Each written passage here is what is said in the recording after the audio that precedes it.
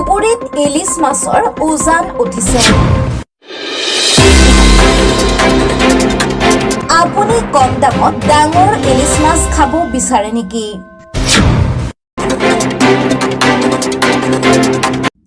যদি বিচাৰে তেনেহলে আহক চাল বান্ধালৈ।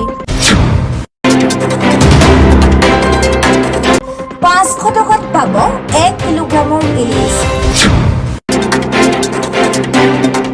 2 কিলোগ্ৰামৰ ইলিছ মাছো ইয়াত পাব।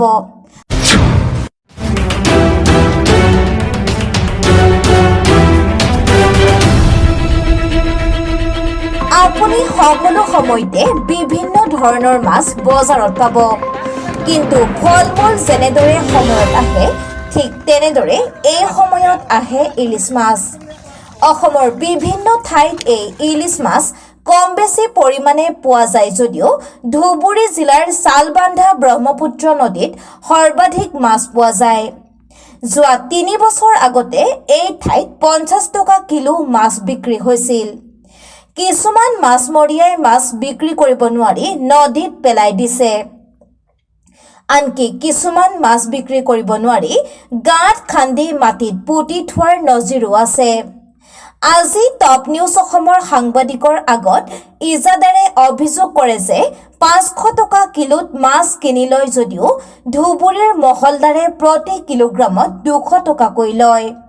সেয়ে ইলিছ মাছ আমি চহৰৰ মানুহ ইমান বেছি দামত কিনি খাব লগা হয়। আমাৰ সাংবাদিকৰ আগত মাছমৰীয়াসকলে কি কৈছে আপোনালোকক শুনাই আছো। মই এই মুহূৰ্তে আছো দক্ষিণ শালমাৰা সমষ্টিত ধুবুৰী জিলাৰ অন্তৰ্গত, আৰু এই ধুবুৰী জিলাৰ অন্তৰ্গত যিখন গাঁৱত মই আছে এই গাঁওখনৰ নাম চালবান্ধা হয়। আৰু এই চালবান্ধা গাঁওখন আপোনালোকে জানে যে ইলিছৰ কাৰণে বিখ্যাত, আৰু এই ইলিছ মাছ উজান বৈ আছে, কালিৰ পৰা উজান বৈ আছে। আৰু ইয়াতে আমি দেখুৱাই আছো আপোনাক যে ইলিছ মাছবিলাক কেনেধৰণৰকৈ এই মাছমৰীয়াবিলাক ধৰি আছে সম্পূৰ্ণ দেখুৱাই আছো। আৰু এই ইলিছ মাছৰ দাম কিমান, দাম সম্পৰ্কে আমি এজন মাছমৰীয়া আছে, বেপাৰী আছে, বেপাৰীৰ লগত কথা পাতি আছো। তোমালোকে মাছ পাইছা? পাইছি। কিমানখিনি? এই বেপাৰীবিলাক যে লৈ আছে কিমান টকা দাম দি আছে তোমালোকক? 600। ডাঙৰটো 600 আৰু সৰু 500। আপুনি মাছ পাইছে নেকি? পাইছো 5 কিলো। 5 কিলো? আজি গোটেই দিন মিলি 5 কিলো পাইছে। কিমান টকাকৈ বিক্ৰী কৰে? 800।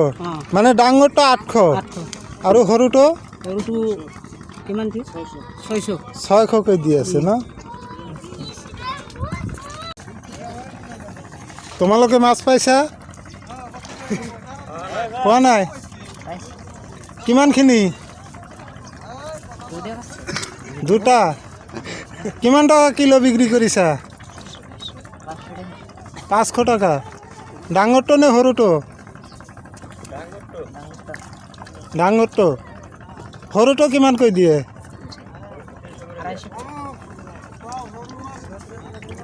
মই টপ নিউজ অসমৰ পৰা সম্পূৰ্ণ দৃশ্য আপোনালোকক দেখুৱাই আছোঁ।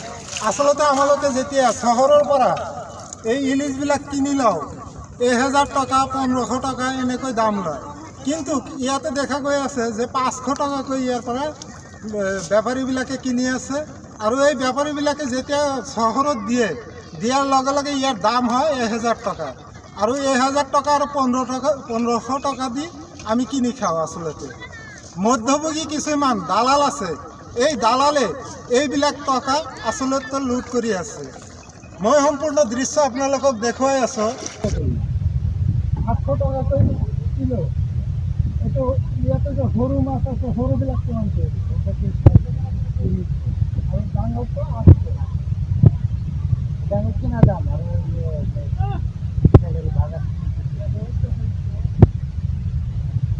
মানে সেই 200 টকা আকৌ ইয়াতে ভৰাই দিব লাগে।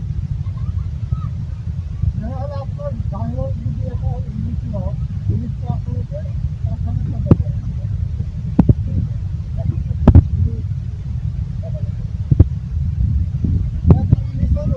হৈ আছে এইটো চালবান্ধা চৰ হয় দক্ষিণ শালমাৰা সমষ্টিৰ অন্তৰ্গত ধুবুৰী জিলা